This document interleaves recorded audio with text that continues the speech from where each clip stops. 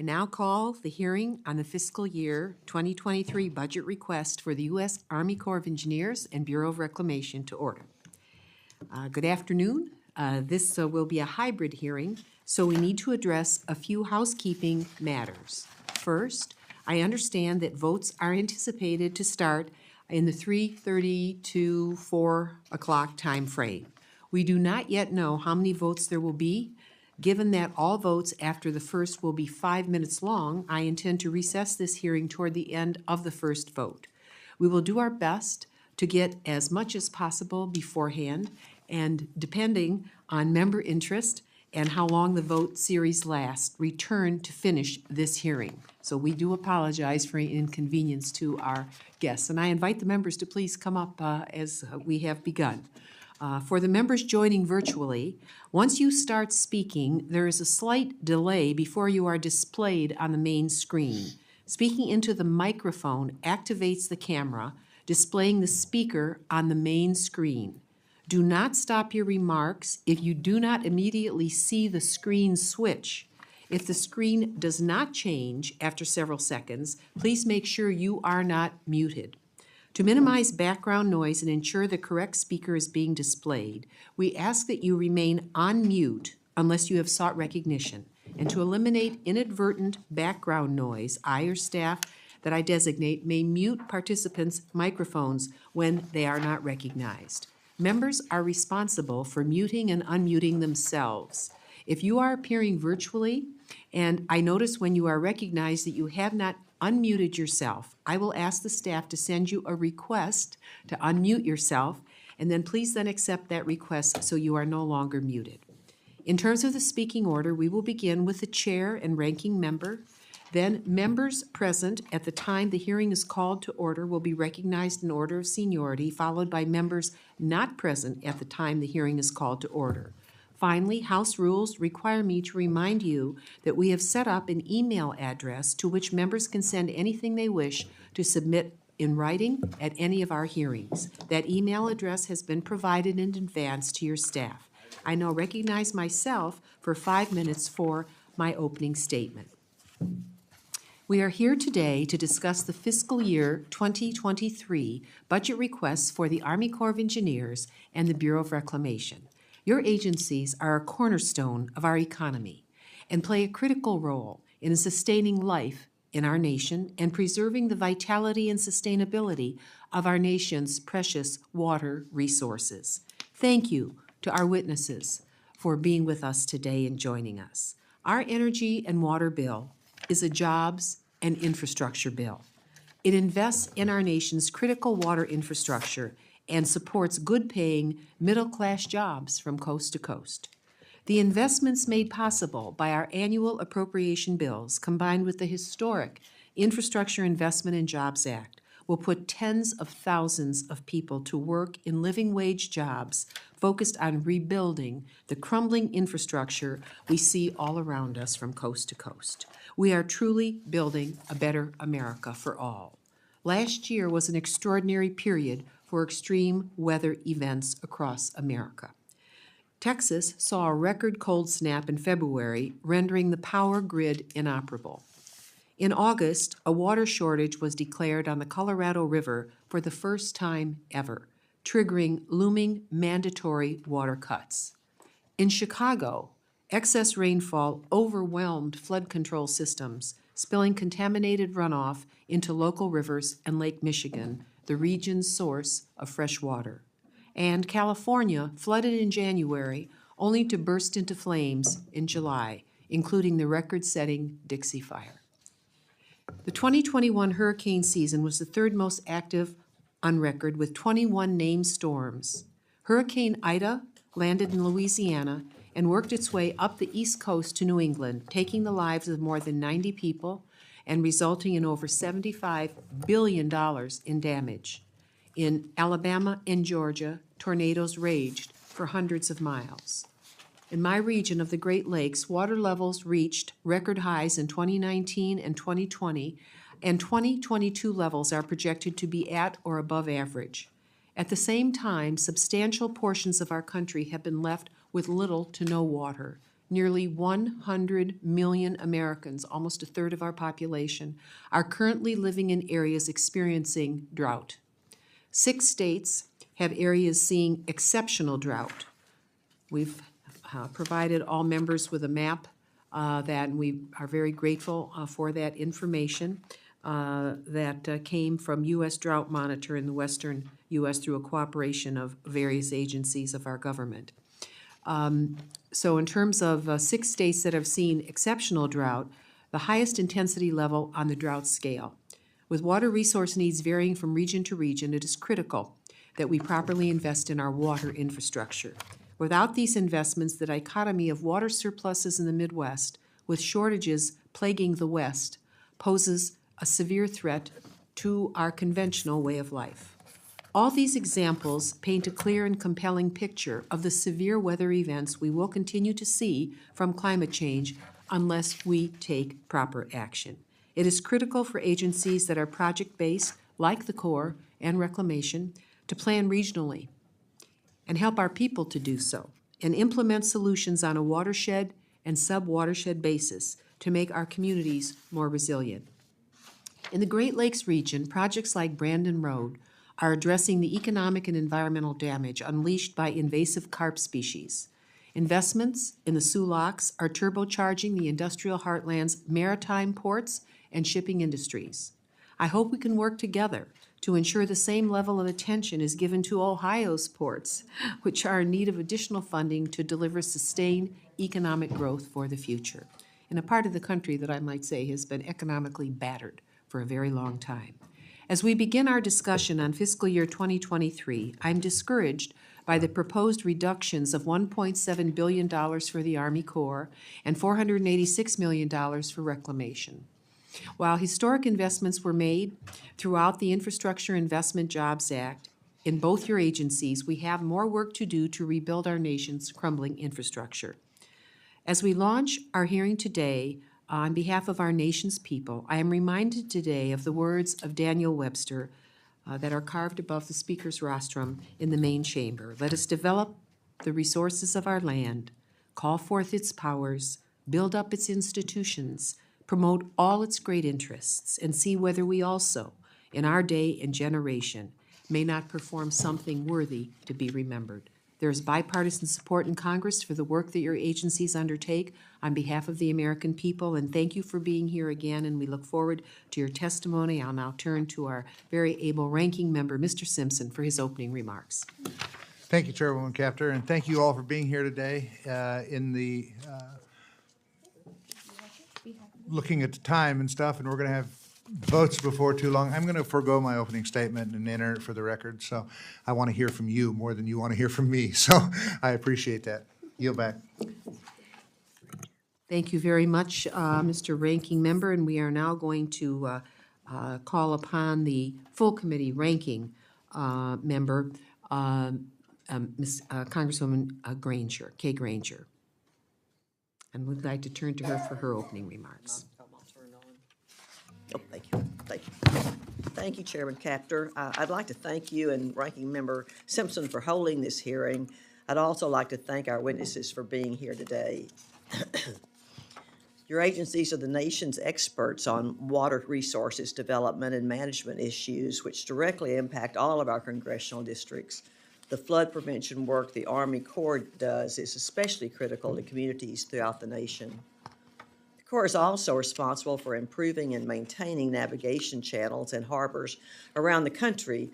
These waterways are vital to our national economy in numerous ways. Waterways are crucial to getting oil and natural gas to global markets. This is especially important now as many countries are looking to decrease reliance on Russian energy and are looking for alternative sources. Despite the bipartisan support this committee has shown through increasing funding for these programs, the administration has once again proposed reduced budgets. I'm particularly concerned that the Corps budget disproportionately cuts navigation and flood control construction, even though we know these are significant needs in these areas. We need to find these resources needed for these agencies, and I look forward to working once again with my colleagues on both sides of the aisle in the House and the Senate to do just that. I look forward to the testimony from our witnesses today, and thank you, Madam Chair, and I yield back. Thank you very much, Ranking Member Granger. And let me express again the subcommittee's gratitude to our witnesses for joining us here today. We welcome your observations of how the Army Corps of Engineers and Bureau of Reclamation can strengthen our nation's water infrastructure while creating more and better jobs as our nation confronts the challenges of the current moment, including climate change. First, we will have Ms. Tanya Trujillo, the Assistant Secretary for Water and Science at the Department of the Interior. Ms. Trujillo is a lawyer with more than 20 years of experience working on complex natural resource management issues and interstate and transboundary water agreements. Second, we will have Mr. Michael Connor, the Assistant Secretary of Army for Civil Works. In this role, Mr. Connor establishes policy direction and supervises the Department of the Army functions relating to the Army Corps of Engineers Civil Works program. And prior to his appointment, Mr. Connor served as the Deputy Secretary of Interior and also served as the Commissioner of the Bureau of Reclamation. Mr. Connor, I'm looking forward to working with you in your role and to getting you out to Ohio and to visit our district. And next, we will have Lieutenant General Spellman. Lieutenant General Spellman assumed duties as the 55th Chief of Engineers and Commanding General of the United States Army Corps of Engineers on September 10th, 2020, after most recently serving as the Deputy Commanding General for Civil and Emergency Operations. And finally, we will have Mr. David Palumbo.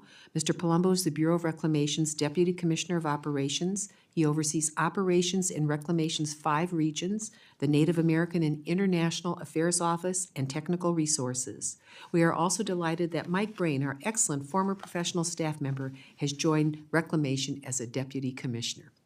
Thank you for taking the time to be here today. Without objection, your written statements will be entered into the record. Given the time constraints placed on all of us by votes, please, if you can summarize your remarks in just 2 minutes each, starting with Ms. Trujillo.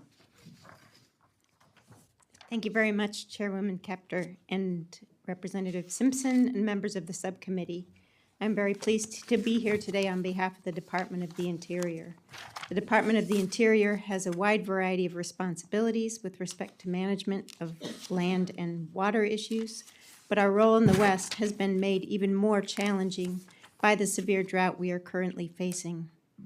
We have seen hotter and drier conditions that have resulted in lower runoff levels and diminished water supply, in addition to the extreme weather that has been happening elsewhere in the country. We are also seeing more extreme fire seasons, and these are conditions that I have experienced firsthand as a New Mexican, where in my family ranch lands in New Mexico right now are within the fire area of one of the active fires.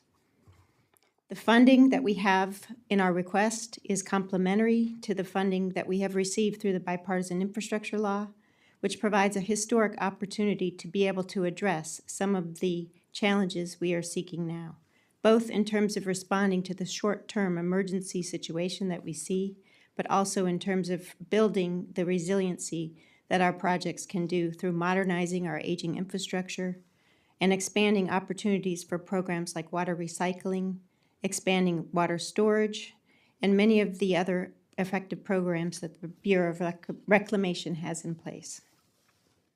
Our 2023 budget request includes $1.4 billion for reclamation programs and projects. These programs provide water supplies for agricultural, municipal, and industrial purposes throughout the West.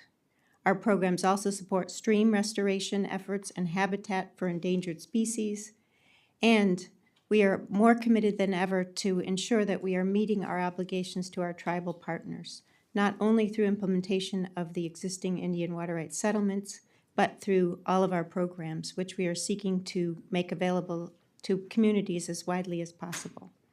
The funding that we seek through our current request will allow us to continue to implement programs such as the Rural Water Program, the Water Smart Program, and to continue to address our aging infrastructure needs in the context of the changing climate we are experiencing.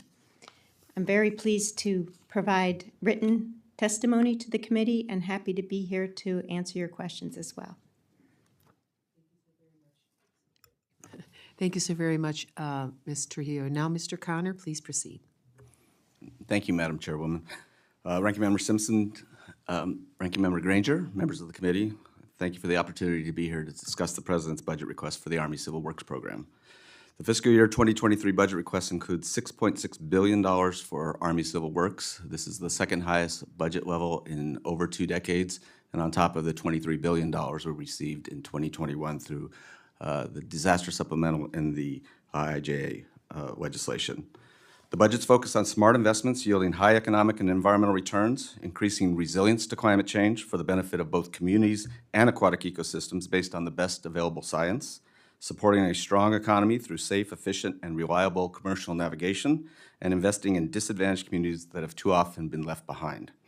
With this budget, the Army will continue working with community partners to develop, manage, restore, and protect our nation's precious water resources, particularly as it relates to the 3 primary missions of the Civil Works Program: commercial navigation, flood protection and storm damage reduction, and aquatic ecosystem restoration. With respect to disadvantaged communities, the administration has set a goal that 40% of the overall benefits and federal investments in climate flow to disadvantaged communities, the Justice 40 initiative. Actions associated with environmental justice include examining our activities of key programs to determine whether benefits have accrued to disadvantaged communities. There are also funds, 1, to improve access to technical assistance programs and develop projects that benefit disadvantaged communities, and 2, ensure that any updates to our policies and guidance do not result in disproportionate negative impact to those communities. The FY 2023 budget also continues the process of addressing the climate crisis and evaluating the Civil Works Program to identify appropriate actions to support the administration's efforts to tackle climate change at home and abroad. These efforts include incorporating natural and nature-based infrastructure solutions wherever possible.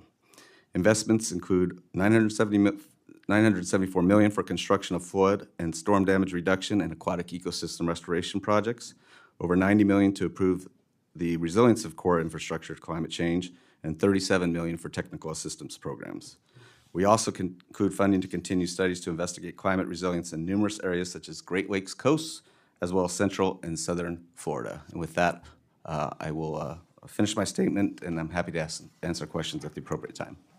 Thank you very much, Mr. Connor. Lieutenant General Spellman, please begin. Thank you, Chairwoman Capter, Ranking Member Simpson, Ranking Member Granger, and distinguished members of the subcommittee. I am honored to testify before you today, and thank you for the opportunity to discuss the fiscal year 2023 budget of the U.S. Army Corps of Engineers, another record investment in our Civil Works program.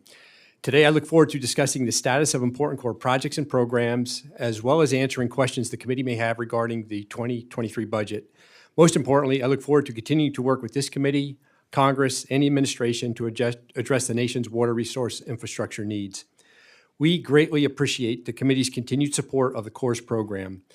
With recent supplemental appropriations and continued record-high annual appropriations, the Corps Civil Works program has experienced significant growth over the past several years. This substantial level of investment enables critical water resources projects to be studied and constructed, and also helps with developing innovative approaches to address some of our most pressing challenges through focused research and development. The fiscal year 2023 budget reflects a targeted approach to continue investing in our water resources programs and supports the Assistant Secretary's priorities for the Corps by upgrading our nation's waterways, protecting communities and ecosystems, better serving disadvantaged communities, investing in science and research and development, and finally, sustaining and improving our communications and relationships with our partners. The 2023 budget, taken with other recent funding, provides the Corps with what the Secretary calls a transformational opportunity to deliver water resource infrastructure projects that will positively impact communities across this great nation. I will conclude by saying the Corps does not accomplish anything on its own. We draw from our engineering expertise and build upon our relationships with our non-federal partners, project stakeholders, and Congress to enable us to succeed. I look forward to continuing our great collaboration as we continue to take on the challenges that face us today and those of tomorrow. And thank you again, Chairwoman Capter, Ranking Member Simpson. I look forward to any questions you may have. Thank you, General Spellman. Now we'll call upon Mr. Palumbo. Thank you, Chairwoman Capter, Ranking Member Simpson, and the members of the subcommittee for the opportunity to discuss the President's budget for the Bureau of Reclamation. I'm David Palumbo, Acting Commissioner. Reclamation's working relationship with the subcommittee has helped us address both longstanding and emerging challenges in the West. Addressing drought resilience, water security, climate change adaptation, ecosystem health, and issues of equity are essential, as are the continuing needs to secure, maintain, and modernize our nation's water infrastructure. We have a generational opportunity to couple our discretionary budget request with that of the bipartisan infrastructure law to put money to work on the ground to advance these vital needs for the American people.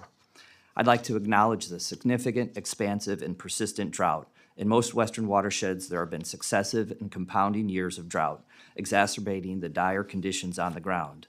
These hydrologic conditions have resulted in the need to make difficult decisions. Many water users, power contractors, tribes, and related communities have had to make significant sacrifices. These situations highlight the need for immediate actions as well as thoughtful planning for on-the-ground work to make both our infrastructure and operational decisions more resilient to withstand future water resource scarcity and variability. Reclamation's budget priorities reflect a commitment to drought planning and response activities to promote water security.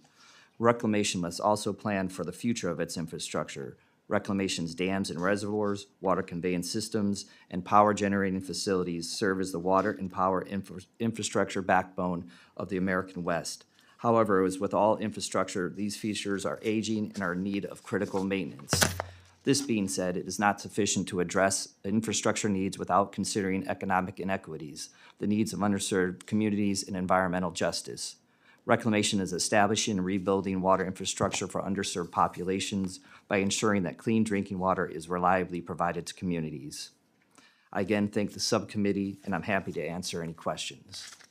Thank you very much, Mr. Palumbo, for your statement. Please let me remind all members and witnesses that the 5-minute clock still applies. If there is a technology issue, we will move to the next member until the issue is resolved, and you will retain the balance of your time. You will notice a clock either on your screen or in this room that will show how much time is remaining. At 1 minute remaining, the Zoom clock will turn to yellow. At 30 seconds, I will gently tap the gavel to remind members that their time is almost expired, and when your time has expired, I'll begin to recognize the next member. In terms of the speaking order, we will generally follow the order as we did in our first hearings, beginning with the chair and ranking member. I'll recognize members present at the time the hearing is called to order, recognized in order of seniority, and finally members arriving after gavel by order of arrival. Additional rounds of questions may occur after all members have an opportunity for a first round. We'll now begin questioning under normal rules. I will ask the first question of General Spellman, and this relates to Brandon Road and the Asian carp. The invasive Asian carp is very important to the Great Lakes region, as you know. Great Lakes is home to a multi-billion-dollar fishery, which is native and will be destroyed if the invasive Asian carp reaches our lakes, and it is on its way. I have to say I'm very pleased that the Brandon Road Lock and Dam project is moving forward to address this issue. Along with our Great Lakes colleagues, I want to thank the Corps for including funding for the FY22 budget for completing the PED and providing $226 million in the Infrastructure Investment and Jobs Act to initiate construction. I'm also very pleased that the FY23 budget request includes $48 million to continue this important effort. General Spellman, can you please provide us with an update on the status of this project? Yes, ma'am. First, we want to thank Congress for the authorization of Brandon Roads and WERDA 2020 and greatly appreciate the $225 million in the IIJA. So we're moving forward with preliminary engineering and design. We will complete what we can fund in PED in the September timeframe with the existing funds that we have. Beyond September, we have to delve into the IIJA funds that were provided. To use those funds, we need to enter into a project partnership agreement with our non-federal sponsors. There are 3 things, all related, that are holding up that agreement, ma'am. First is a potential WERDA provision that would provide for 100% federal expense of the Brandon Roads project. So that's out there with Illinois and the Great Lakes states. Secondly is certainly Illinois' desire to have more of the Great Lakes states sign on as project sponsors. And then finally, Illinois does have some concerns with long-term O&M responsibility. So we will continue on with preliminary engineering and design through September, ma'am, and then we hope to have more visibility on the way ahead for the project partnership agreement as we get closer to a WERDA bill. You know, I just say to my colleagues in the West, I don't know where this fish is headed, but if you think about the zebra and quagga mussels that are now moving into the water systems of the West, you'll get a sense of what has happened to us as these invasive species come into our country by different means, and then they just spread. And for us, it's a $16 to $18 billion fishery just in Lake Erie that is at risk. And it is really frightening. I know that you work with the Fish and Wildlife Service, and there are a lot of fishing contracts. I would be very grateful to have pre-notice of when you announce that you might be doing the fishing contracts, because they're trying to fish these things out as they come up the Mississippi, and so that we can make those available to stakeholders across the Great Lakes who are all very worried and sometimes don't follow the announcements of the federal government. But that's an important part of the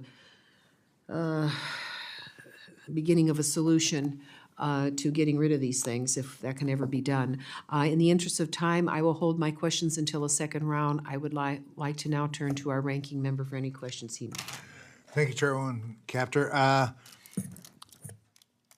I'm going to list several questions, and you don't have to answer them here, but they're going to be submitted so that you can get, and you probably have answers for them, but in the interest of time, we got, you can tell how interested people are in this hearing, because all members are here or on video, but most of members are here in person. But could you mentioned, Mr.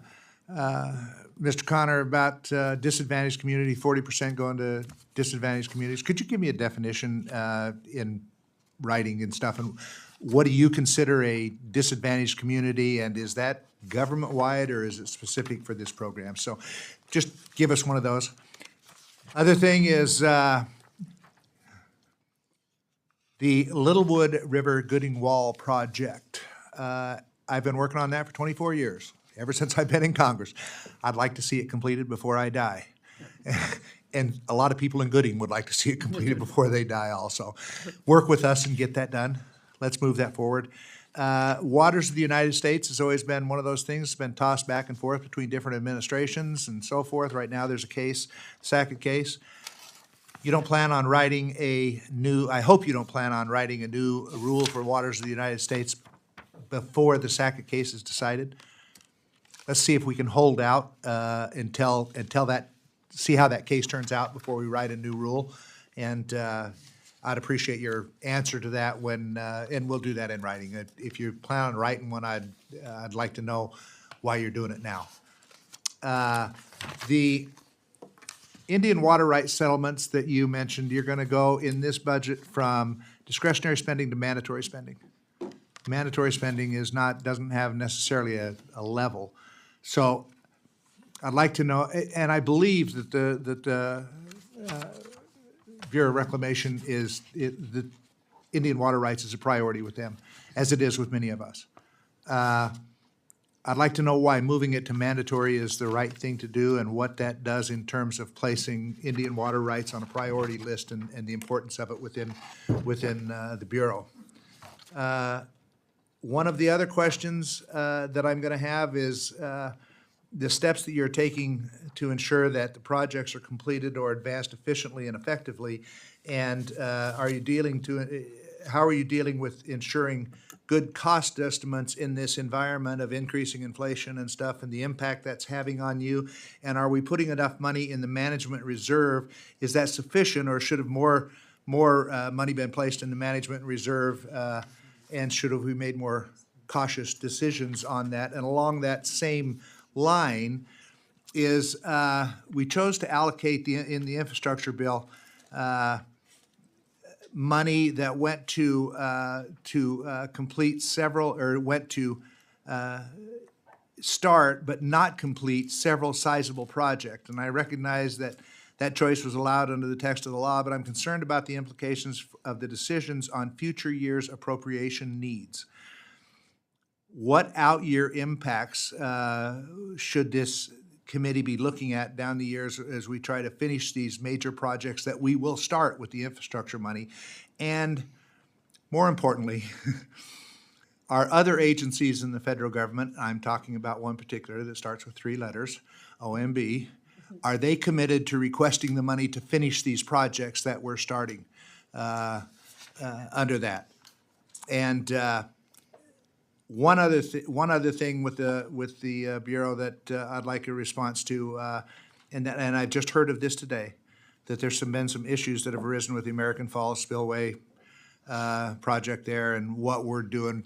I'd like to be briefed on that when you find out the information there, to make sure that the space holders are not going to have increased costs placed on them. So I appreciate that. I really do appreciate the work that you all do, as I know everyone on this committee does. And I know that every time I've called either the Corps or the Bureau and asked them for their help or raised problems that members have come to me with, you've been most responsive in trying to address those concerns, and I truly appreciate that. Thank you. Yield back. Thank you, Ranking Member. Ranking Member of the full committee, Congresswoman Granger. Secretary Connor, the Calhoun Port Authority has proposed fully funding the Matagorda Ship Channel Expansion Project. Oh, thank you, sorry. This project could be completed without another dime of federal funding, yet the request has been stuck since last summer. Could you tell me when this project will be approved? Thank you, Ranking Member Granger, for the question. I did meet with the Port Authority officials within the last month, and I'm cognizant of their time frame for when they want to let a contract out to do the enhancements that need to be done at the port, and do recognize the importance with respect to the commodities that they export through that facility, both in the agricultural and the energy sectors, as well as the dangerous nature of that particular channel. So it is on our priority list to evaluate that. We're finishing up our pre-construction and engineering design work related to the project, and that includes monitoring, because there is some concern with some of the sediments and the contamination. So when we get the monitoring plan done, then we can move forward with the advanced funds agreement. So knowing that they want an answer within the next couple of months, we'll be working on that time frame to get that answer. Okay, thank you. I have another question, but I'll wait until the next round. Congresswoman Kirkpatrick. Thank you, Madam Chair and Ranking Member. Good afternoon. It is great to be back here in this room. Today's hearing is especially important to me because we get an opportunity to discuss our precious water supply. A lot sure has changed in the last few years here, but the drought we're facing in Arizona has been a constant, hasn't it? In all seriousness, the Colorado River provides water to approximately 40 million people and 5.5 million acres of irrigated agriculture across all 7 basin states: Colorado, New Mexico, Utah, Wyoming, California, Nevada, and of course, Arizona. Since 2000, or for over 20 years, the basin has experienced historically dry conditions. The 7 basin states and key water agencies, such as yours, have worked together over the past quarter century to better manage and share the waters of the Colorado River. We are seeing historically low levels of water supply in Lake Powell, so low, in fact, that we are facing the real possibility of Lake Powell reaching a minimum power pool, which would severely impact our capability to generate hydropower. So my questions are for Deputy Commissioner Palumbo and Assistant Secretary Trujillo. I'm going to ask my questions in block, but you can answer them as you wish. How close are we to reaching this critically low level of water in Lake Powell? What is Reclamation doing to both prepare for these drastically low water levels and prevent a loss in our hydropower capabilities along the Colorado River? And lastly, what additional resources does Reclamation need to prevent or mitigate these drought effects? Can you use drought mitigation funding to address that? We'll start with Deputy Commissioner Palumbo. Thank you very much, Congresswoman. You hit it on the head. There is significant and expansive drought in the American West, in the Colorado River Basin. With respect to reaching those critically low elevations that you mentioned in Lake Powell, that elevation is called 3490. Today, we're at 3522, so 32 feet above that level. Not much headroom, so to speak, to play with. So what we're doing is looking at a couple different opportunities to shore up that elevation. One of which is bringing some water down from upper reservoirs to shore up the elevation, and two, holding back some water from release to downstream to shore up that elevation. So we're working with all 7 basin states. We're working with the country of Mexico. We're working with the tribes, 30 tribes in the Colorado River Basin to make that happen. With respect to what are we doing, generally speaking, we're trying to be very supply smart. How much can we reasonably expect? And then matching demands with those supplies. Looking at opportunities for conservation, looking at opportunities for increased storage, such as the Verity project in Arizona, and then looking at for new opportunities through our water reuse program under Title 16 and our desalinization program. All those are in play right now. The last question with respect to funding, all those things I mentioned could always benefit from additional funding should the subcommittee wish to provide that to Reclamation, and that could be put to beneficial use. Thank you. Now, Assistant Secretary Trujillo, can you also address those questions? Yes, sir. Thank you. Yes, ma'am. Thank you, Representative Kirkpatrick. We think about these issues on a daily basis.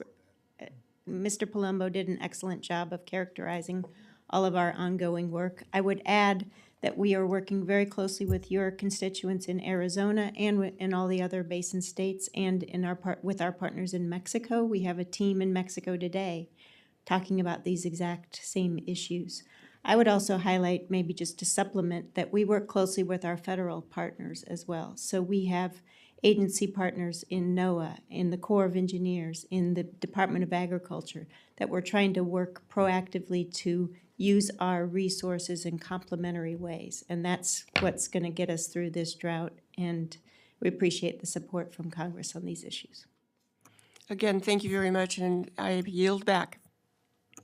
Thank you very much, Congresswoman. Now we'll move to a member that's been with us from the very beginning, but on virtual, Congresswoman Bustos of Illinois.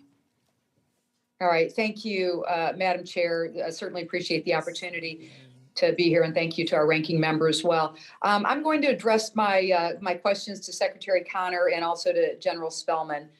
So just a heads up on that. But let me start out by saying thank you very much for providing $829 million to kick off construction within the Navigation Ecosystem Sustainability Program. We all know it as NESP.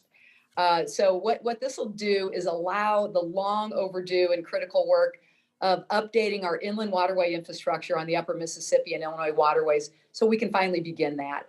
The funding from the bipartisan infrastructure law will completely cover updates to Lock and Dam 25, and will also provide ecosystem restoration upriver from that. I look back on when we started working on this, and it was literally 3 months into when I was first elected to office more than 9 years ago. And so obviously we're gonna keep going. We have more work to do. We still have 6 locks to construct through NESP and hundreds of ecosystem projects. And so we know that continual progress will actually absolutely be critical as we take a look at the infrastructure bill funding. So the next lock that's slated for updates is LaGrange. And it's the busiest lock on the Illinois waterway and one of the busiest locks authorized in NESP. So my questions to both of you, and you can go in whatever order makes sense, but what's the capability dollar amount of LaGrange today? And if you received all of that in FY23, how would you invest it to improve capacity and safety at LaGrange?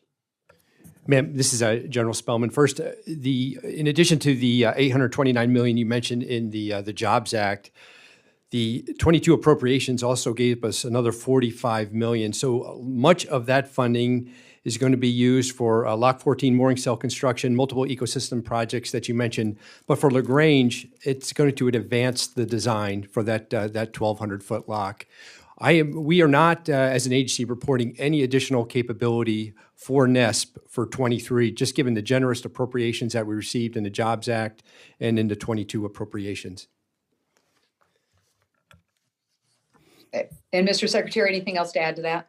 I would just add, beyond the specifics of LaGrange and NESP, I just want to put in a plug for the inland waterway system as a whole. As you know, but I just want to say it out loud here, these investments are incredibly valuable to make safer, more reliable, and quite frankly, more environmentally friendly transport of cargo and improve our supply chain. So we're very enthusiastic about the investments we're making in NESP. It's an indication of what we can do from both an infrastructure and an environmental standpoint. We're moving those agendas in parallel, and we're going to improve the efficiency by which we can move goods in this country.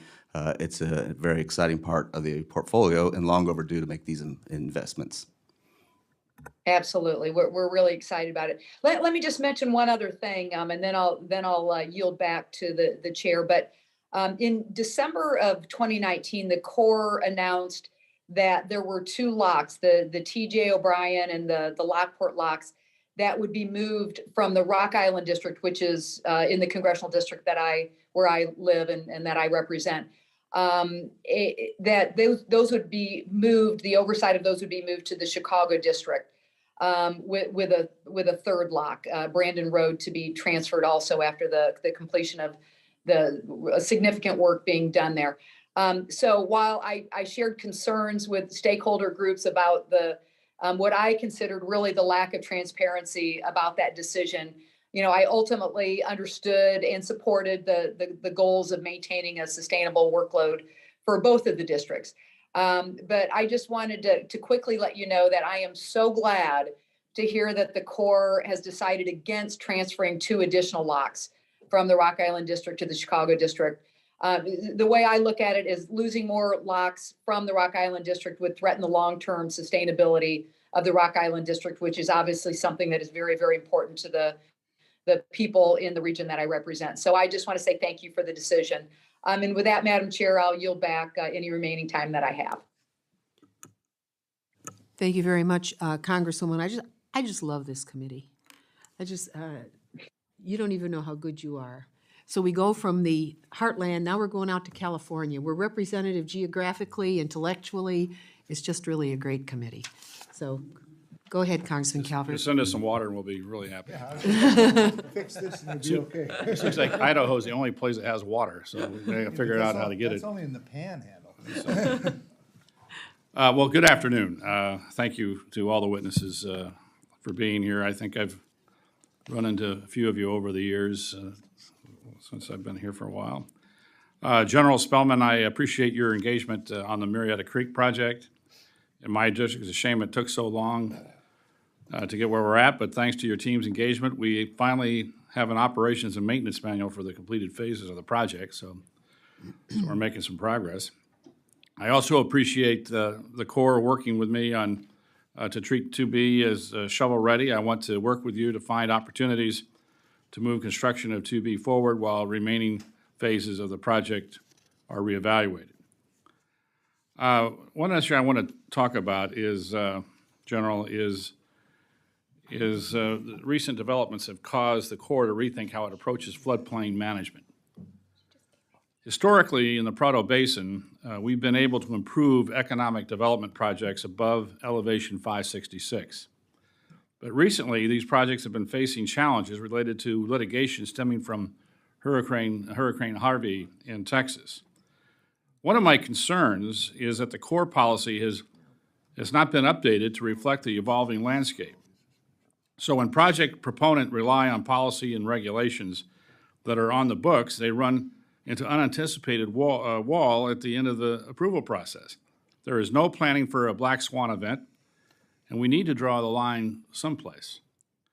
How do we balance reasonable risk and the significant economic development these projects in my region will deliver? And finally, how is the Corps determining the application of these new unwritten considerations for approving projects. Sir, you're correct. We have a lot of work to do to update our guidelines for projects of these nature. I would just sort of go back to Ms. Capter's opening comment. And this is all highlighted in the National Climate Assessment. What used to be a 100-year event is no longer the case. So you mentioned Addicks and Barker. When we designed that and built that back in the 1940s, no one ever anticipated 60 inches of rainfall in the city of Houston, nor the expansion of the city out there today. Sir, I'm committed to working with you. I'm familiar with the project that you're referring to. Our, of course, interest is in life safety, and we're ready to work with you on a way forward. But we've got to keep in mind that the climate is changing, and it's very well documented, and life safety is going to be paramount in all of our decisions. Yeah, I hope we take a good look at that, because at what point, where do you draw the line? It's, reasonable risk is reasonable risk. If it is it a 100-year storm, 500-year storm, 1,000-year storm? And so at that point, no one has any confidence to make any kind of responsible risk. And as you know, decisions have been made years ago on acquiring property in not just here in California, but in my state of California, but other places, based upon what was the rules and regulations at that time. And so there's a lot of uncertainty out there, and so that needs to be cleared up as soon as possible. Yes, Mr. Secretary, you want to? If I could just add real quickly, I think, as the general has noted, we do have a responsibility to constantly reassess risk and make sure we have the scientific tools to do that. And I know General Spellman has been a very strong advocate for increasing the resources we have for R&D. I would also like to say, whether it's Prado or other basins, we're pushed by partners and stakeholders to reassess risk. And in some cases, like in the Prado situation, we reevaluate how we make releases, and this was not an easy process, but so we could accommodate Orange County Water District's ability to take those flood flows and use them in their recharge basins for groundwater. That's a great result. That's what we should be doing. Sometimes we need to be pushed by our partners to do that. So it's the right combination of us having tools, us thinking through how we can do that, and our partners pushing us. Thank you. Just a quick comment on the Colorado River.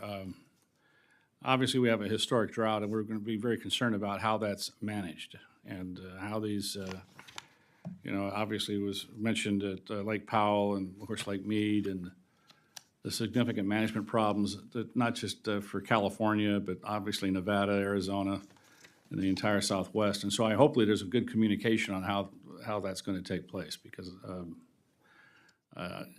God help us, we get some rain next year, but in the meantime, we're going to have to figure out how we manage our way out of that problem.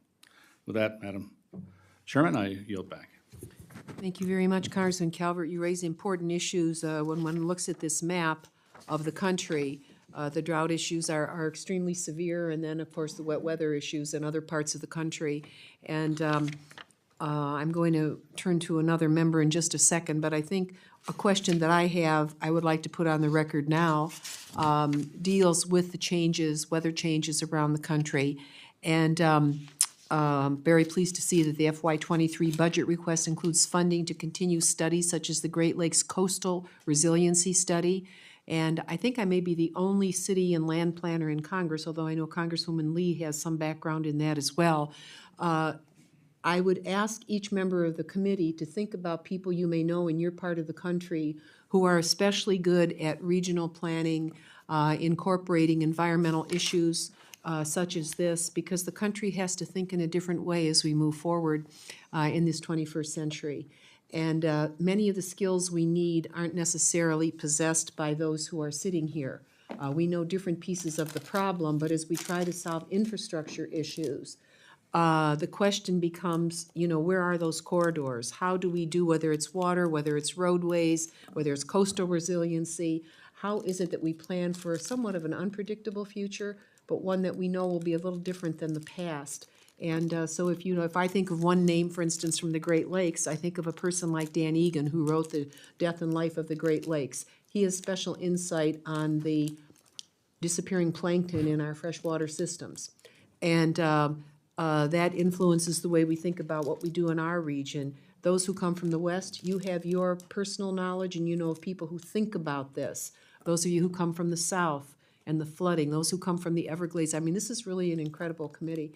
And I think if you could help us as we move forward in this session of Congress to think about people you may know that we could put in a room or on a Zoom and talk about ways in which we think about watershed planning, sub-watershed planning. I just got a great idea from somebody back home who said, Marcy, you got to go work with the cemeteries because they got room to hold wetland water in order. And I said, I never thought about the cemeteries. I've been thinking about parks. And in any case, depending on the part of the country we live in, the sub-watershed maps, the sub-watershed maps, some of the data that you possess and that Department of Agriculture possesses become even more important to us, but we have to somehow put it together to think about systems of management. So I just wanted to put that on the record and ask General, how is the Corps working with local communities and stakeholders on a region-wide approach to planning and climate resilience within your efforts? Yes, ma'am. So we are hearing two things from communities on this front. First, they want to see more innovation from the Corps, and as the Secretary said, we're working very hard to make an argument to increase some of our research and development investments in select areas. And then secondly, we're hearing from communities, they want us to tackle these problems with less concrete and steel and more natural and nature-based features. So this is really a two-part conversation. We're having to educate some of our sponsors on what the limitations of natural and nature-based features and where they can work, and also where they need to be augmented by concrete and steel. But also, we have got to take the opportunity. I command 38,000 civil engineers. We've got to take the opportunity to listen more to our local communities, and so we are dedicated to that. We're committed to it. But if I had to give you the two things we're hearing most from communities work with, it would be those two, ma'am. Very interesting. Thank you so much. I now would like to call on Congresswoman Susie Lee of Nevada. Thank you, Madam Chair. Thank you, Ranking Member Simpson. And I think Congressman Calvert opened the floor for what I'm sure you all are expecting me to talk about, which is the worst drought in 12 centuries that we're experiencing in the West. As we all know, Lake Mead supplies 25 million people with water in Nevada, Arizona, and California, and it's at its current level, at the lowest level it's been since it was built.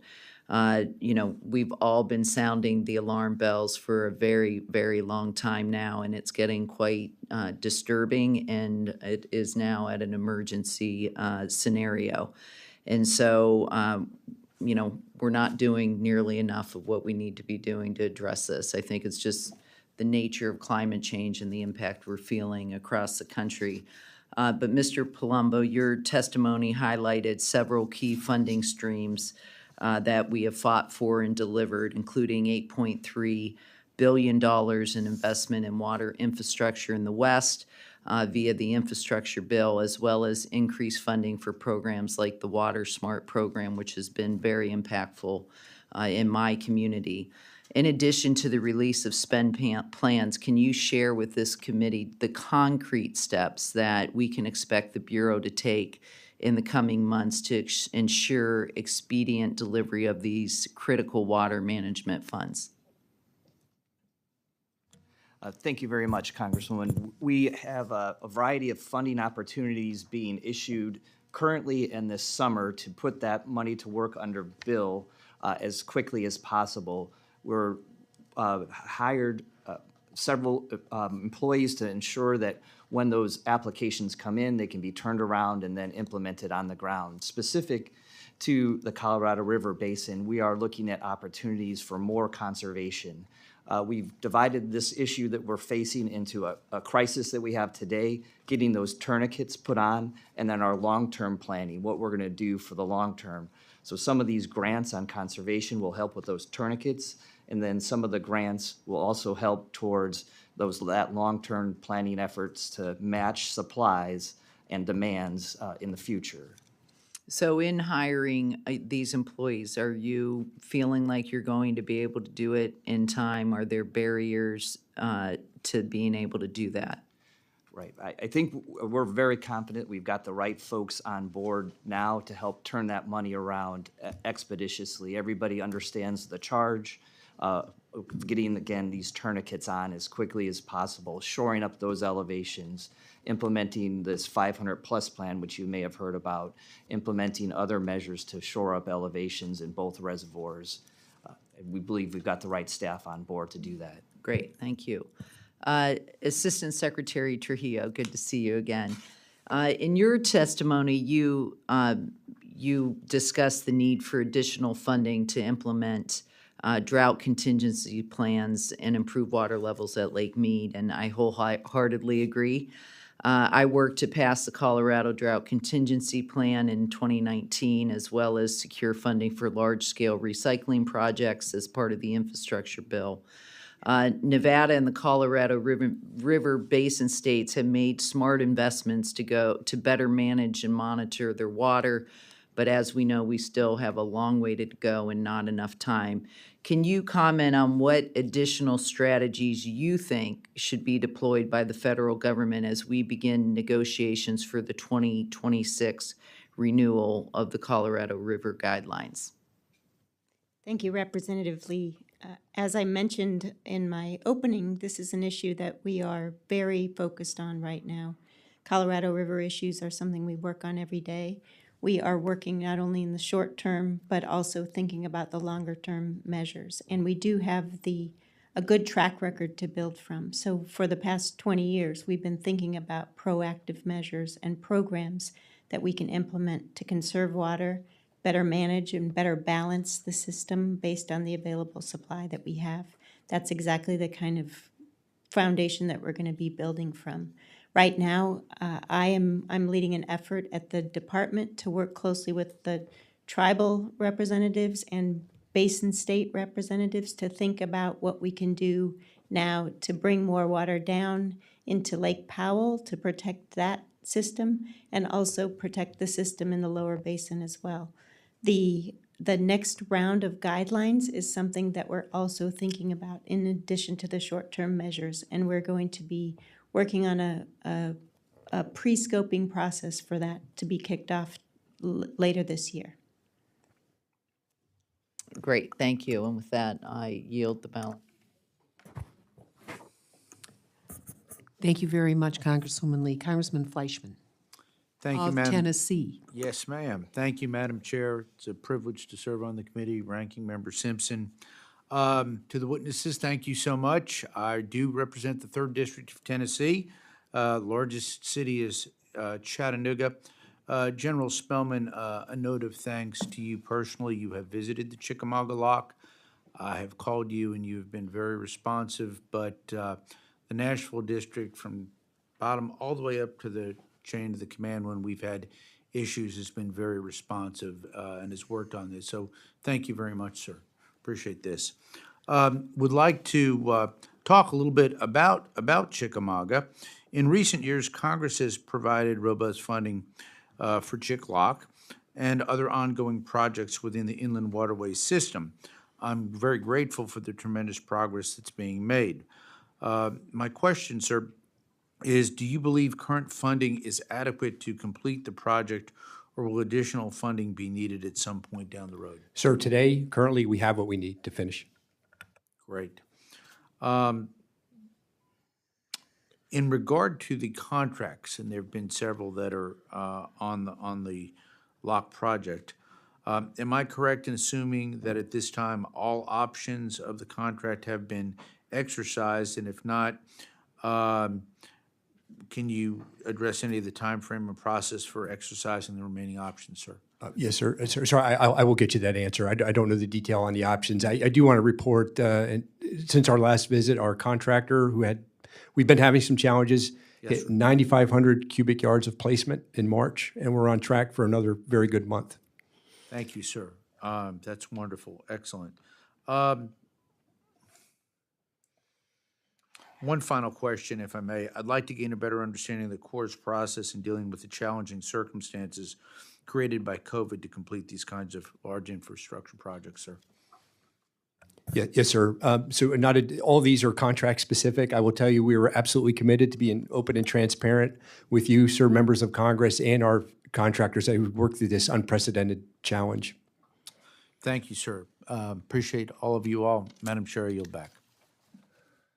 Thank you very much, Congressman. Congresswoman Frankel from Florida, the Everglades. Hello. Thank you, Madam Chair, and thank you to our panelists. I just met with our folks from Jacksonville, very good group. And I didn't get to go through all my issues with them, but most of them. But first, I wanted to start with some questions of some of the testimony today. I think it was you, Mr. O'Connor, that you talked about some resiliency projects for South Florida. Could you give me some examples of what you're thinking about? I think the entire South Florida Ecosystem Restoration Program is a resiliency program. I think it's much larger than Everglades restoration. It's addressing the needs on both coasts. It's addressing water supply challenges that are arising because of sea level rise and saltwater intrusion, and plus the overall ecosystem restoration aspect. So all the different aspects of the program, SEP South, SEP North, new projects, and the ones on both sides of the coast, and limiting, the pollutants flowing to those coastlines, I think are all part of the resilience agenda. I don't think there's any single project that's more indicative of trying to meet the whole array of challenges, particularly from a climate perspective, than the South Florida Ecosystem Restoration Program. Okay, thank you. And we are, of course, very pleased with the infrastructure money, the $1 billion to, more than $1 billion to Everglades restoration, and then the budget requests from last year, which we funded, and then this year, I think it's over $400 million. Thank you for that request. Before I talk a little bit about that, or some of the water issues, one of the things that the folks from Jacksonville told me today is that their district, Jacksonville, has the biggest backlog of permits in the entire country. So I didn't know whether you were aware of that, but I wanted to, yes, Army Corps I'm talking to, yes, whether you're aware of that and whether you have plans to try to help them out there. Ma'am, so the state is helping us out, as you know, with Florida's assumption of the 404 program. That backlog will be coming down significantly. Okay, thank you. And then to the controversy, it seems like it's always a controversy, the Lake Okeechobee System Operating Manual. I'm sure, sir, Lieutenant General, that you are familiar with that. And just for the folks who are not, both the quality and the amount of water in South Florida is so important. Different groups you have for the city and the county. They're drinking, they're concerned about their drinking water. The farmers are concerned about having enough water for their crops. And of course, the environment also, well, everybody's is concerned about having clean water as well as enough water. When I was mayor of my city, West Palm Beach, we had a horrendous drought and literally came within weeks of not having any water. And so my current mayor is constantly with the calls and the letters just to make sure that the LOSUM, that the system that you set up is sensitive to everybody's interests. Without politics. That's why I always say, well, here I am spewing this, but I'm not going to tell you what to do other than to say, please, don't let politics get in the way, because I know there are other members of Congress that yell louder than some other members of Congress, especially about the algae. Well, we don't want algae, obviously, but to have your policies and the schedule be based on science. And law, ma'am. So the 44 Flood Control Act is very clear, as is the 58 Water Supply Act. If the state issues a water right, a water appropriation to a given entity, a given county, we have to make sure that water is in the system and available for when the state wants it. Which gets me to, I guess, there's another issue, which I unfortunately didn't get to talk to the Jackson folks about today, but there seems to be another controversy. Again, I'm not going to tell you which way really it should go, but in terms of who should actually manage some of these projects, whether it should be, and not manage in terms of the water level in the lake, whether it should be the Army Corps deciding or the state and the local water management? Have you been aware of that particular back and forth? Ma'am, I think what you're referring to is when we get lower down in the operational band, and it's clear from to me anyway, that this goes to the state under South Florida Water Management District takes control of the water distribution when we hit that lower part of the operational band. Okay, good. Thank you for that answer. And then I only have 18 seconds, so the next question will either be in the next round or it'll be we'll just submit it by paper. Thank you very much. You're back. I thank Congresswoman Frankel, and we'll move now from the far southeastern region of the country to the far northwest. Congresswoman Herrera Butler. Thank you, Madam Chairman. And I'm going to follow Ranking Member Simpson's lead and speak really fast and get as much in as I can.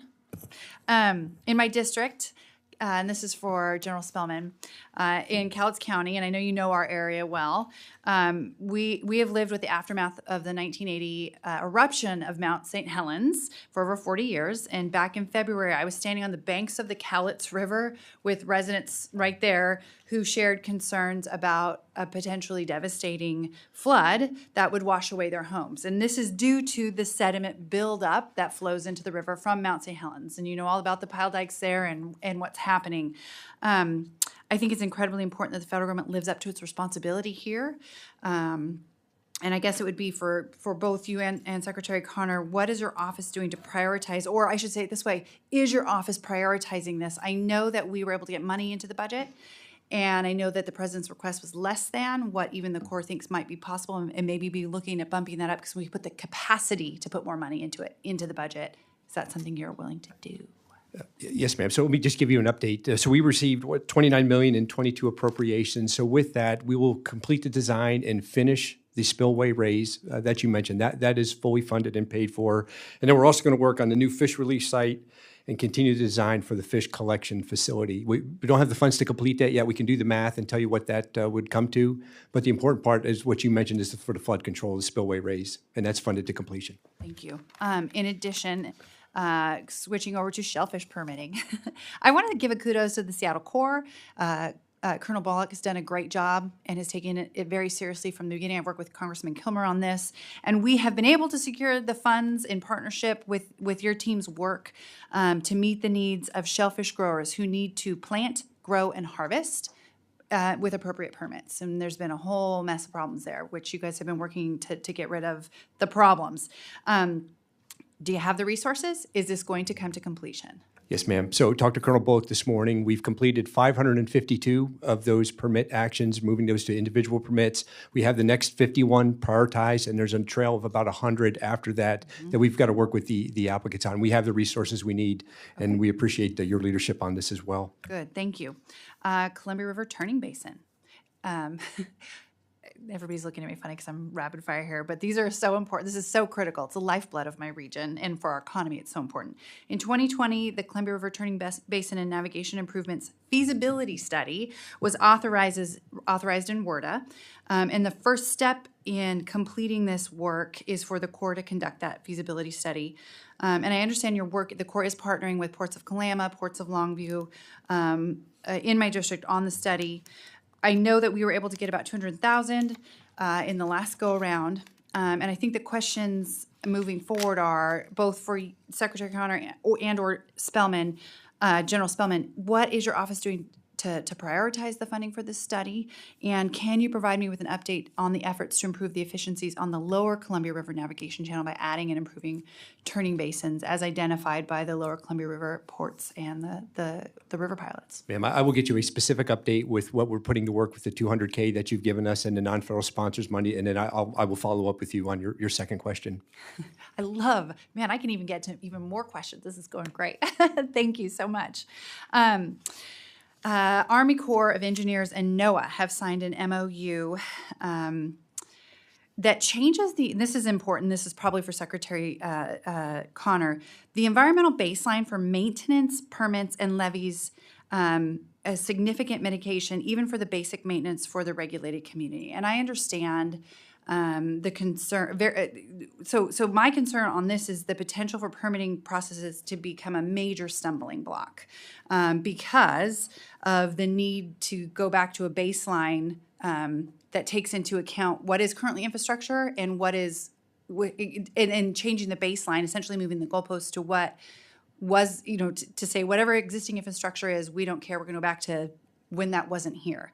And I'm sure, all these things that we just talked about are regulatory in nature.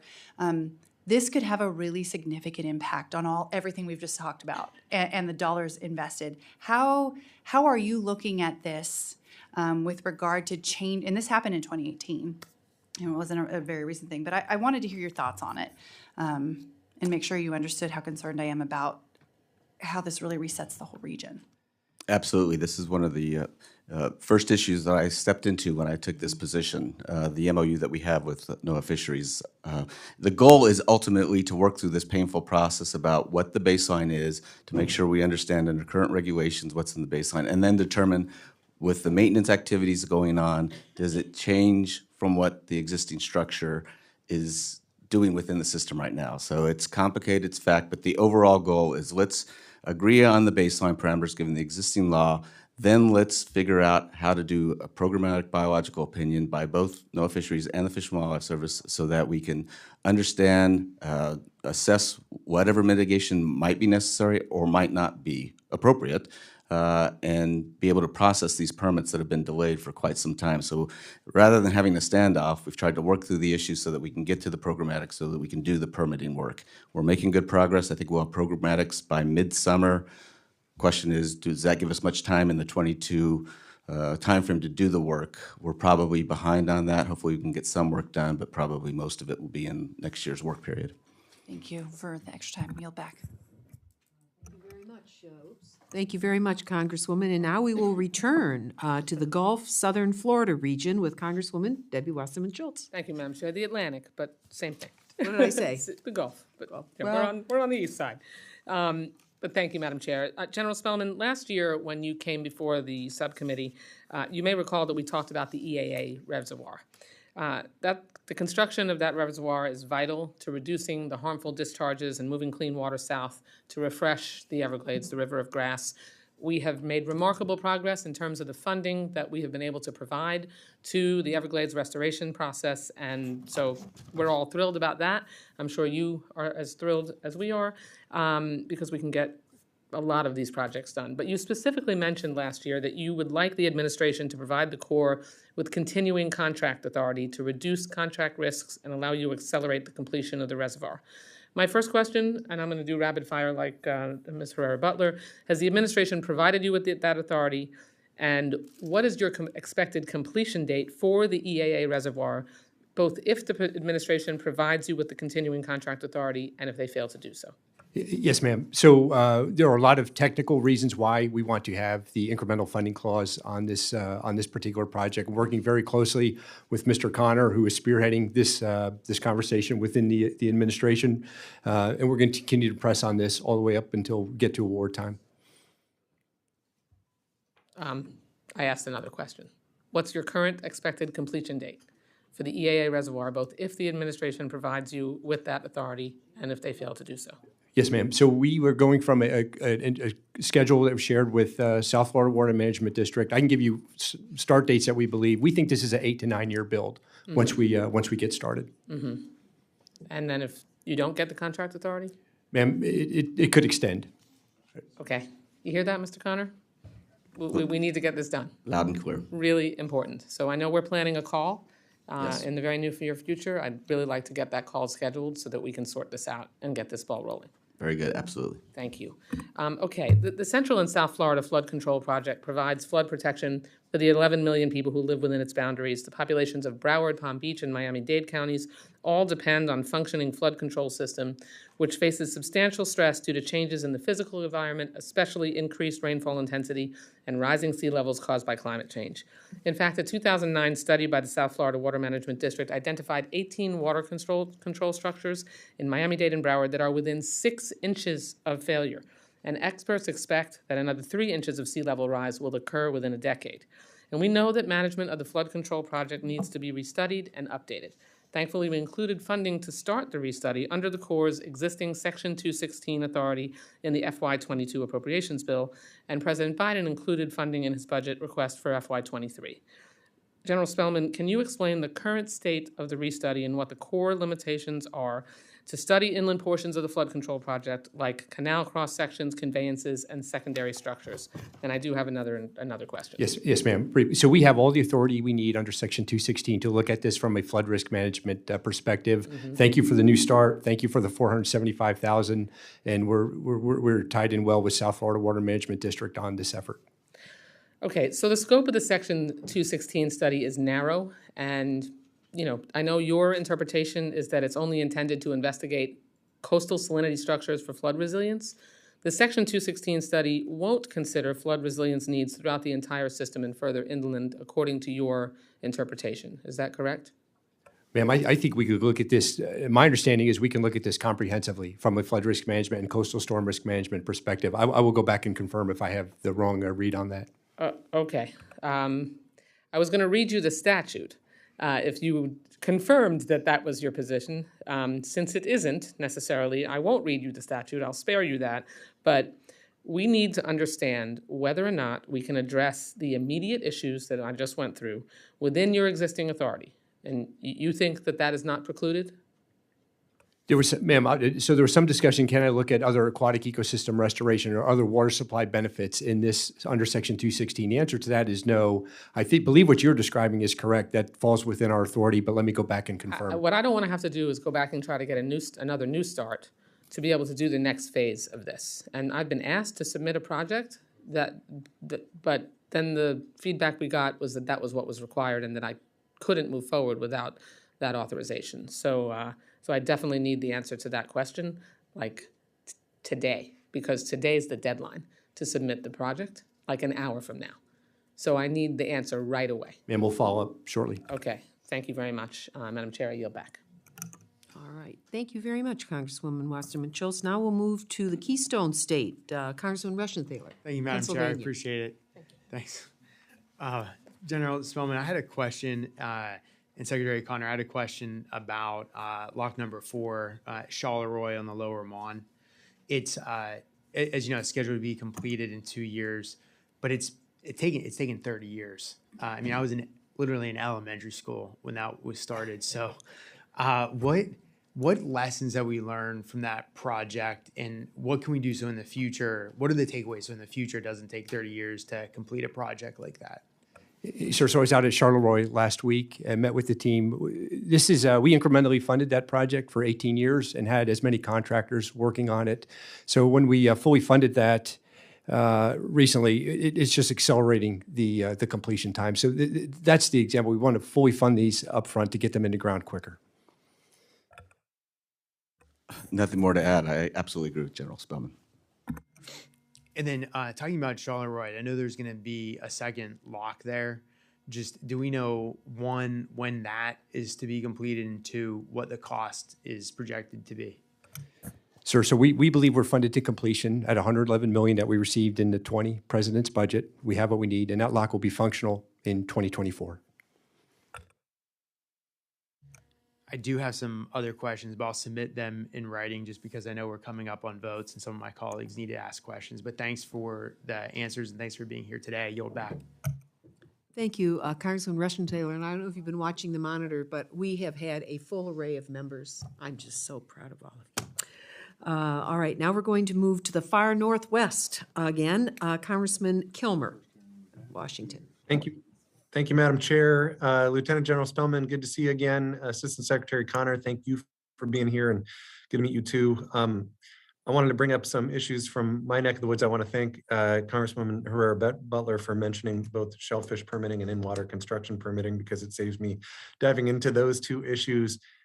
I did learn that Jamie Pinkham, the Principal Deputy Assistant Secretary of the Army for Civil Works, visited the Shoalwater Bay tribe this week. One of a few examples I've learned about recently where the Corps is starting to engage with tribes in Washington state. As you may know, many tribes in my district are imminently threatened by climate change and sea level rise. forcing them to actively move to higher ground to protect their people. First, I commend the Corps for starting discussions with tribes on where Corps expertise and assistance can help with the protection and preservation of tribal coastal zones and areas. So I was hoping you could share any more about these efforts, especially in Washington State. More than anything, I would appreciate a commitment from the Corps to continue this engagement with our tribes and to report back on what, if anything, you need from this committee to ensure the Corps is able to move forward with this. Washington has over 3,000 miles of marine coastline. 17 tribal communities have made their homes on those coasts since time immemorial, and they're trying to move some of those assets to higher ground, and believe that the Corps' expertise could be very helpful with this. So I would love just to get any more about these efforts and anything you need from our committee to be able to move that forward. Yes, sir. This is General Spellman. I'll start. So we're at the point now where we're nearly doing an emergency management action on the coastline for the Showalters, the Quinault, the Quileute tribes about every year. So we appreciate the generous funding in IIJA, the $40 million for the coastal project for the Showalter. I would just offer, I think it's time to think broader on the West Coast, like we've done on our North Atlantic Comprehensive Coastal Study, our South Atlantic. We're turning in a Texas coastal study here for Congress's consideration in WRDA. We would welcome the opportunity for any authorization that would allow us to take a look at the West Coast in that manner. And then we have some R&D needs here for our modeling, storm modeling for the West Coast as well. Representative, I'd love to follow up with you on more specifically what you need in terms of those authorities, and we'd be happy to tag team with you. Yes, sir. Representative, the other issue I want to, yeah, please go ahead. I was just going to add very quickly, in addition to coastal protection activities like shoalwater, I think other programs that we have, whether it's Puget Sound, the permitting activity we're doing, whether it's Howard Hansen and the tribe's interest in having healthy fish runs, and even up through the Columbia River, those are all going to be part of the activities that we undertake to address the tribe's needs in your state, particularly as it relies on healthy coasts. And so we're committed to do that. Stay tuned. We're going to have more activity in this area. Appreciate that and would love to follow up with you. The other issue I wanted to quickly ask about is deteriorating issues relating to deteriorating infrastructure and failing culverts, which have had negative impacts on water quality and threaten many of our endangered species. I know the Corps is working hard on these issues, and Mud Mountain Dam in the Seattle district has been an incredibly important project to improve fish passage, not to mention updating the barrier structure that was built in the early 1900s, requiring frequent maintenance and posing documented personnel safety risks. I understand that there are additional funding needs required to address issues, including changed site conditions. I hope the Corps will consider the additional funding needs to realize this project and its benefits in its work plan, and just wanted to raise that issue and ask any response you have to that. Sir, we're expressing the capability, $42 million to get after this. What we saw in the Pacific Northwest last summer, I would add to Ms. Capter's list of things that occurred. We had several days of 118-degree temperatures in the Pacific Northwest, not anywhere in anyone's models. And that actually melted portions of a glacier up on Mount Rainier that mobilized sediment that found its way down to the fish passage facility. We didn't plan for that. We've got to go back and re-engineer some of our gates and maybe some in-river work as well to deal with this new condition. That's what that additional request is for. Thank you. And again, appreciate your time, and we'll follow up on the tribal issue. We've got the Quileute and the Hoh and the Makah and the Quinault Indian Nation all in the process of trying to move assets, and would love to engage you on that. So thank you, and I yield back. Thank you, Congressman Kilmer. I just wanted to announce there is a floor vote. We have about 9 minutes remaining. We are trying to notify the speaker to try to hold the vote, but I just wanted to mention that for members. We'll move now also to the state of Washington. Congressman Newhouse, a very faithful attendee at our hearings. Thank you, Madam Chair. And I agree with you. This is the best committee. We get to help so many people, our opportunity to help people with critical issues around the country. So it's a pleasure to be here with you. I'm going to have several questions that I'll submit for the record. Mr. Simpson kind of started a pattern here, and I think that's a good one because we have a lot of things that we want to talk about. Certainly the Corps and BOR have a significant presence in my state, in my district, you know, from the irrigation waters of the Yakima and the Columbia River basins to the barging system on the Snake and the Columbia. Ongoing Columbia River Treaty negotiations are very, very important. The hydropower operations, certainly a critical part of our area, and species management, just a lot of issues that we'll look forward to receiving responses to those questions that we submit. But in particular, just real quickly, Commissioner Palumbo, thanks for being here. And would you please give my regards to Commissioner Tootin? It's been a pleasure working with her over the years, and delighted she's leading the team at Reclamation. As I said, has a very significant footprint in Central Washington State. As many people have talked about today, thinking about water supplies throughout the West, and if you look at that map, the orange part in the state of Washington just happens to be my district. We're experiencing a similar situation to many other people throughout the West. The partnership between federal partners like BOR and local irrigation districts is something that is very important. And I think we should take the opportunity to highlight one of the newer innovative tools that we've been able to develop for these kinds of collaborations.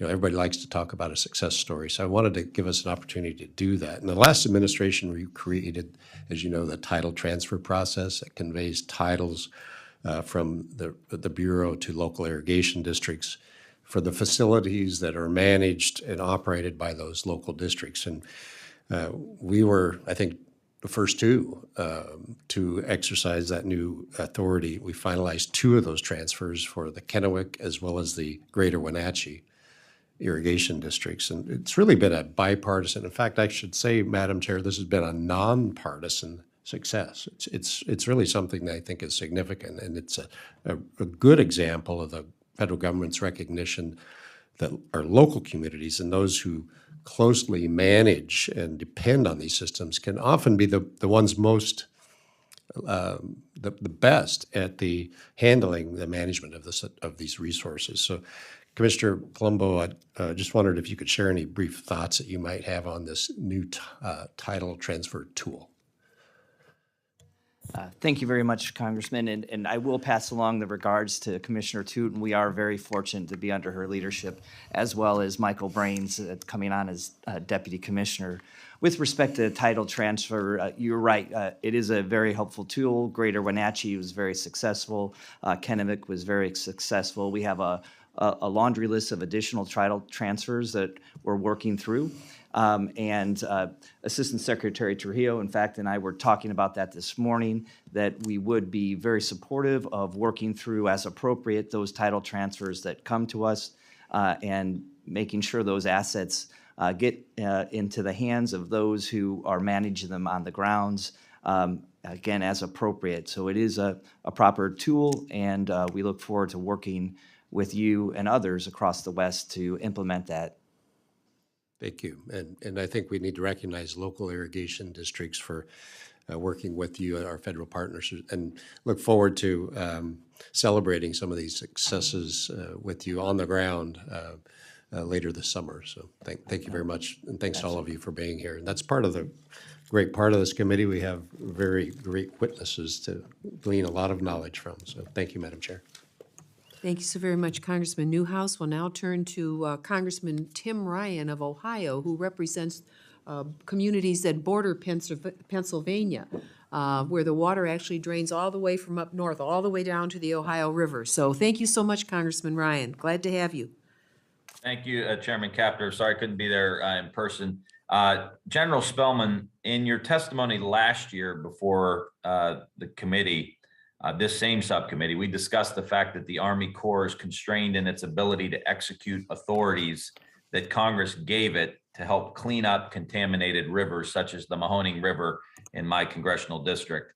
As I know you are aware, the reason that the Corps has given for this inability to help on this high priority project is that the Corps claims that if it dredges the river, then it might get sued. General, this is exactly the kind of bureaucratic red tape that makes me and many other Americans so frustrated with our government. I've been trying for over 19 years, since the day I arrived in Congress, to get the Army Corps and the EPA to stop pointing fingers at each other and actually do something. Last year in your testimony before the subcommittee, you actually gave me and my constituents a glimmer of hope. You stated, quote, "You have a willing partner in the Corps. I've learned of this project. I've reached out to Administrator Regan at the EPA. It makes little sense to have the national capability like the Corps that is very good at cleaning up these sites. I don't have liability protection anywhere in my civil works program. So I've asked the administrator to work with us and give us a hold harmless agreement so we can help out and clean up the Mahoning River." So we are starting those conversations with the EPA, and we look forward to moving forward on your project, end quote. So General, it's 1 year later. Did you get the hold harmless agreement you needed from the EPA to help the Mahoning River? Sir, no, I didn't. First, I just wanted to correct the record. I'm not concerned about getting sued. That happens all the time. I am concerned about public safety, and that's what this is all about. So just to update you, since the May 21 hearing, I've got to inform the analysis and the recommendations that I take back to EPA and Secretary Connor. So to do that, we achieved a positive federal interest determination in September. So that's just a few months after I last testified.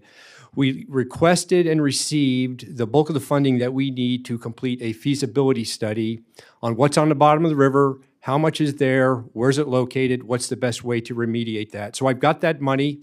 We're working now with our non-federal sponsor, that's the Eastgate Regional Council of Governments, and we want to enter into a federal cost-sharing agreement. We're ready to sign that agreement today. Our non-federal sponsors are lining up their funding, and they also are dealing with one real estate, it's a water intake that they need to move in the vicinity of Girard Dam. So as soon as they have that, their funding lined up, they've taken care of the real estate issue, we will get moving on the feasibility study. We think that's about a 1 year to 18-month effort. These are complicated. We want to make sure we get the details right so that when we go back to EPA to have a more detailed conversation on protection, again, for the people that live in that region and the potential impacts, so we can have an informed conversation on the risk. That's where we are today, sir. We're moving ahead under the authorities you have. We have the funding we need for the next steps. I appreciate that. And we will make sure that you're getting connected to all the local people and that they know exactly what their responsibilities are going to be in all this. I know we've got votes called here, so I won't take up any more of your time, but I appreciate it. And we will continue to stay in contact. And Chairwoman Capter, I yield back the balance of my time. Thank you very much, Congressman Ryan. In the interest of time, we thank you for being such a strong advocate for Ohio. I wanted to just ask General Spellman one additional question, and then I'll move to our ranking member, and we'll close the hearing in view of the votes that are ongoing on the House floor. The Great Lakes Navigation System, as you know, General, is just that, a system. And when we don't take care of one part of it, it harms another part. And I'm concerned with the Corps' fiscal 22 and 23 spend plan for operations and maintenance funds provided in the infrastructure for provided in the Infrastructure Investment and Jobs Act. What I see is disinvestment in Ohio's navigation infrastructure. Of the $3 billion that the Corps has announced to date, only $250,000 is included for Ohio, which has the shallowest water. Can you please tell us how you see the Ohio ports fitting into the Great Lakes navigation system and the steps that this administration will take with both regular appropriations and infrastructure funds to ensure the long-term viability of Ohio's ports and the larger system of which it is a part? Yes, ma'am. I'll just start out by saying you're exactly right about the Great Lakes navigation system. It's our nation's fourth coastline, and the Ohio ports are certainly an important part of that. We have the funding we need to dredge 7 of the 8 Ohio ports this year that need it. Huron Harbor does not need dredging this year, so we have what we need.